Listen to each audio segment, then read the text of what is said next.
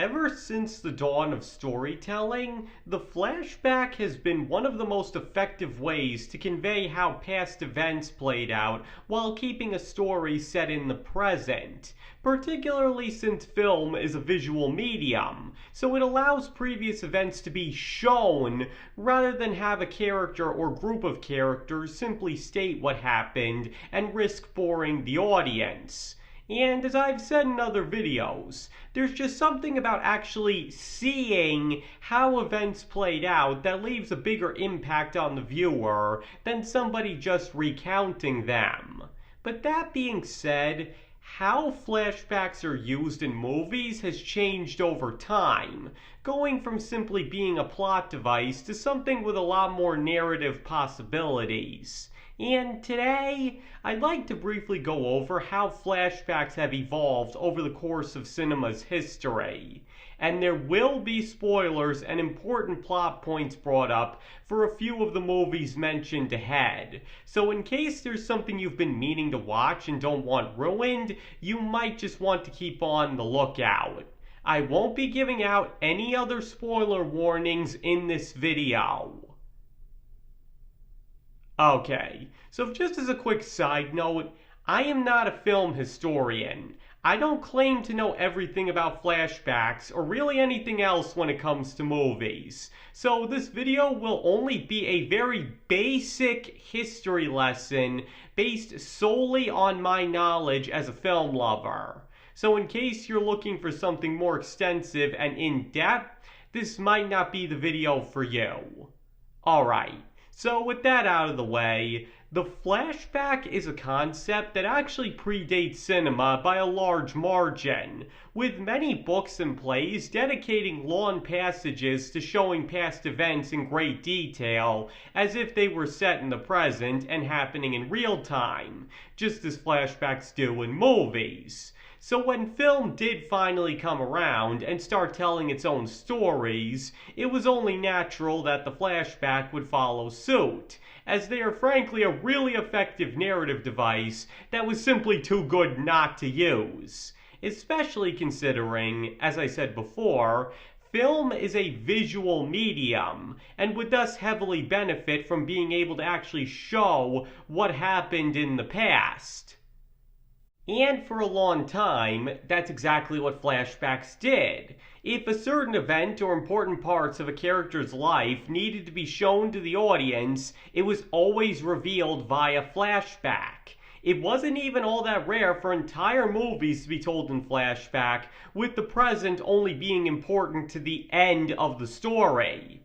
But, as I already got into in another video, which you can find a link in the description to, the genre that utilized flashbacks the most was far and away the noir genre, and that mainly comes down to the fact that many noirs started in the middle of the action rather than at the beginning, and thus flashbacks would often be used to bring the audience up to speed. And considering most noirs by their nature contain a mystery of some sort, the placement of these flashbacks and what they revealed were also a very crucial aspect of them.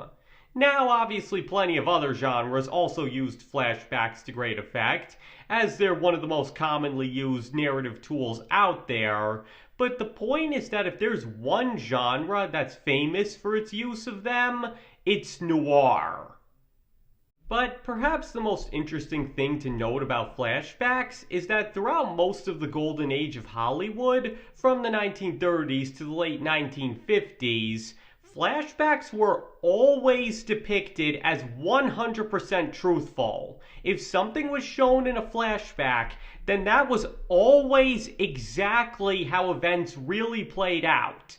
The only exceptions were if a flashback is later revisited and it's revealed that certain details were missed the first time. But even then, it's still how events played out, just with context added or missing. And this is very important to note, because if an audience of that era was watching a movie that contained a flashback, they always treated it as pure fact, and that's simply how they were used. To put it another way, during the golden age of Hollywood, Flashbacks were only used as a plot device to convey information to the audience, and the only way it would ever fool them is if some of that information was withheld. But either way, what you saw is what really happened. If a scene is set during a flashback, then the way it plays out is how it actually went down, regardless of any extra context added later on. And this is what made one of Alfred Hitchcock's lesser-known movies, his 1950 effort Stage Fright, both so innovative and hated in its day. Because the movie begins with an extended flashback of a man explaining how his mistress arrived at his house with a bloody dress and said she killed her husband. But then at the end of the movie, it's revealed that he was the one that actually killed him and made the whole thing up. And while that might seem like a standard plot twist nowadays, in 1950, the audience was livid. According to Alfred Hitchcock, they felt completely betrayed and hated the movie solely based off that revelation. Because as I just said, as far as they and most writers at the time were concerned, flashbacks were a neutral plot device used to convey concrete information. So to use one to deceive the audience for the entire runtime was seen as unforgivable. In fact, the twist was so hated that Hitchcock would later go on to dismiss it all as him just trying something different, was noted not to hold the film in very high regard, and never used a flashback that way again. And considering the backlash and grief he got over it, who can really blame him? Though ironically, the very same year Stage Fright was released and torn apart over its use of flashbacks, another movie would also be released that helped change how flashbacks were used in film. And this would be Akira Kurosawa's masterpiece, Rashomon. Because in this movie, nobody knows what actually happened, and the flashbacks only make things even more confusing because they end up depicting a few different versions of events that transpired. Now, perhaps what helped Rashomon along was that unlike Stage Fright, it's made much clearer that the flashbacks are self-serving and biased to the person telling it, rather than an accurate account of what happened, and with each passing flashback that only becomes more apparent. But even with that going for it, it was still an extremely bold and revolutionary move in 1950 to use flashbacks depicting a character's point of view of events, or the way they claim those events went, rather than a neutral display of what really went down. But that was really the only effective way to get Akira Kurosawa's point with the movie across, which is how unreliable people can be when it comes to the truth. And considering it's still to this day seen as one of the greatest movies of all time, he managed to pull that off with flying colors. Now, how the flashbacks were handled in those movies is obviously nothing new anymore, as it's never guaranteed how true a flashback is, especially when it's told from a specific character's perspective. Which, as I got into in another video, which you can also find a link in the description to, can serve just as important of a purpose. There are whole movies where it turns out that everything shown is completely false, and more often than not, they're hailed for their geniusness rather than ridiculed for fooling the audience. But as far as when this transition in how audiences, and even writers, perceived flashbacks seems to have happened a few years after Rashomon came out, specifically 1957, because in that year, two different movies came out, Valerie and the Gene Kelly musical Les Girls, that both had a style very similar to Rashomon, where different accounts are given of a series of events which are told via flashback. Though similar to Rashomon, what probably made audiences more accepting of these movies than stage fright is that they were forewarned that not everything they see in these flashbacks is completely accurate and will be contradicted later, which prevented them from feeling betrayed like in the Alfred Hitchcock movie. Though what might have also helped is that in at least some of these movies, it's pretty easy to piece together what really happened by the end. For example, in Lay Girls, 3 wildly different versions of the same events are depicted, but the version told by Gene Kelly himself is generally agreed to be the most truthful due to several different factors, and it's more about determining how much of the other 2 accounts were made up versus what actually happened. But even then, what's notable about all 3 of these movies, Rashomon, Valerie, and Lay Girls, is that they had to center their theme around the concept of truth and how people often twist it to their advantage in order to get the audience to even remotely accept the idea of a flashback not depicting actual events and instead be told from a character's biased point of view. And tellingly, Stage Fright's approach of depicting a totally false flashback without warning the audience beforehand wouldn't even be attempted again until much later on. Honestly, the concept of the unreliable flashback wasn't really popularized until quite possibly as late as the 1990s, as there are several classic examples of movies with flashbacks depicting false events made in that era. So over time, the flashback went from being seen as a framing device in order to get important information across to the viewer to something that could either serve that purpose or be used to mislead them instead.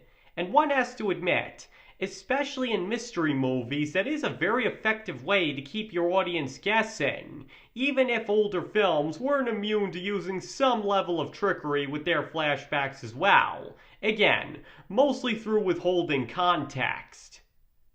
But what's interesting to note is that despite how betrayed the audience felt by the reveal of Stage Fright, that wasn't even the first time a flashback had been used that way. Quite a few times in the silent era, due to a reluctance to actually depict fantasy and science fiction elements on screen, stories would often be explained away as a dream the characters had, but that wouldn't always be made apparent until the end. Though that's not exactly the same as a flashback, but it's still interesting to note. And then there's the famous silent German horror film, The Cabinet of Dr. Caligari, which tells the story of an insane doctor using hypnosis to commit murder in his search of dark secrets.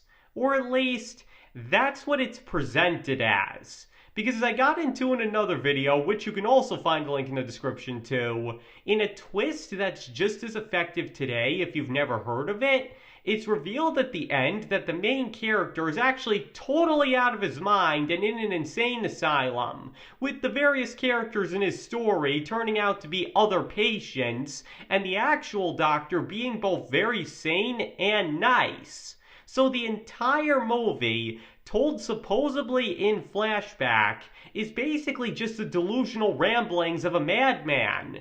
But other than 1 or 2 hints early on, that's not made even remotely clear to the viewer until the very end.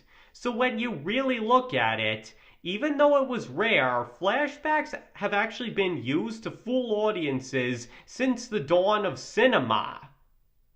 Now, there could be a few reasons why the likes of The Cabinet of Dr. Caligari and Rashomon took so long to influence how flashbacks could be used, with the most obvious being that they were both foreign films, being German and from Japan respectively, and thus got less exposure in English-speaking countries.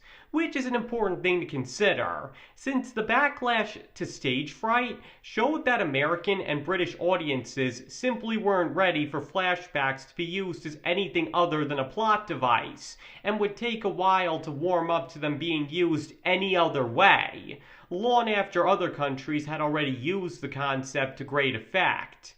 And even then, at first it seems they would only accept it under limited circumstances. But as a result, many of those earlier movies have been retroactively given praise for their extremely innovative and forward-thinking approach. Not that there still isn't something to be said for the way flashbacks used to be done, as there are obviously plenty of movies that still use them simply to depict past events without any deception whatsoever.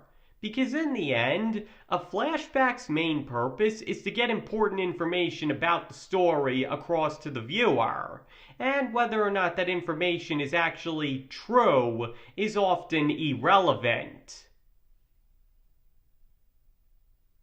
Alright, I think I've made my point with all of this. So now I'd like to hear from all of you. Do you believe that flashbacks are best used when they fool the audience and make them doubt what they're seeing? Or do you believe they should just be used to show the facts? Please feel free to let me know in the comments below. And let me just emphasize that you do not have to agree with this video if you don't want to. You can feel about the way flashbacks were used and how they evolved over time any way that you want to, and I nor anybody else can tell you you're wrong. And thank you all for watching. It is all very greatly appreciated. And I hope to see you all next time.